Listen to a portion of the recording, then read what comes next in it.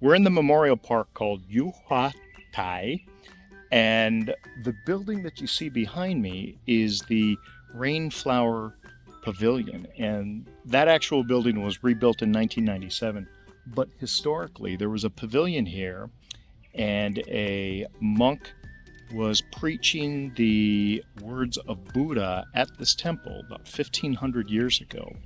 And the gods were so moved by his eloquence and the beauty that he used to speak these words that they brought the rain down, and the rain turned to flowers, and those rain flowers eventually became the agates that all of the people in Nanjing love, and you've seen a few different videos that I filmed back at the Expo Center that showed people buying these things. And so that's a very, very integral part to the people here in Nanjing. So we're going to go up to the Rain Tower Pavilion right now, or Rainflower Pavilion right now, and take a look around. So come and join us.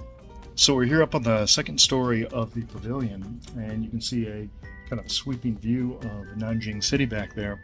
But you can't help but notice this giant, humongous monument there.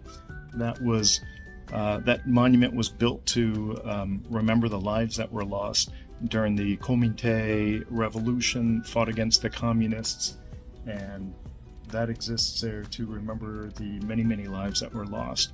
And so it's quite a striking view, as you can see as we pan around, and definitely well worth a trip up here. We're now at the back of the pavilion overlooking this sweeping view of Nanjing, and right there, kind of coming into center frame, you can see the porcelain tower where we were yesterday.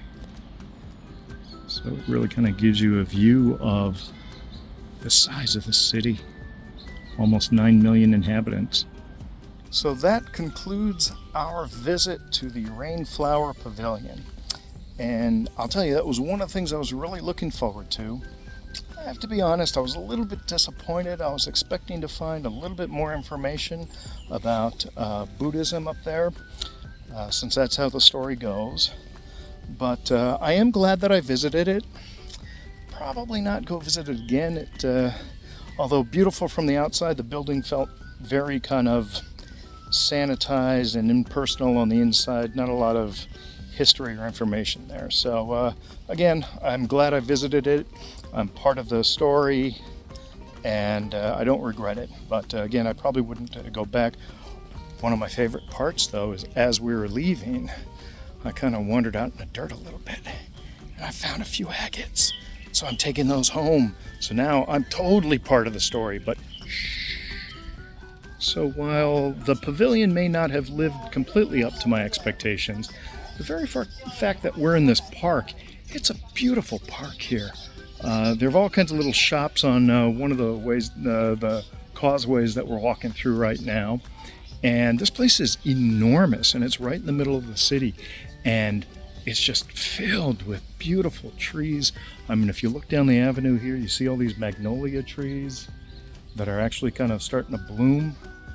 And it's a beautiful park, great place to just kind of walk around for the day. If you've had kind of your fair share of minerals and you just want to reconnect with nature, this is a good place to do it. And, Nanjing is really pushing hard on the whole reconnect people to nature thing. So this to me is part of that story. Very, very pretty. So go for a walk in a park. Okay, so I was feeling a bit guilty about helping myself to the stones. So there's a little merchant here, and they're selling agate stones, and I bought 3 of them. So I feel more at ease.